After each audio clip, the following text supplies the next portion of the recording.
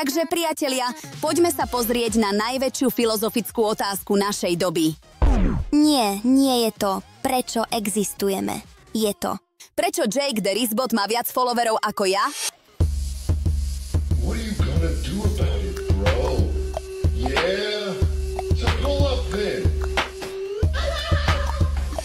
Ale tu je ten twist. Jake the Risbot. Robot, ktorý existuje fyzicky, ale stal sa slávnym virtuálne.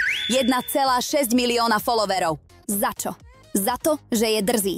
Hehe, 31,7 milióna views na video, kde uteká. Uteká. Robot za $16,000. Najmodernejšia technológia a ľudia ho sledujú, lebo sa správa ako puberťák. Na úteku z domu.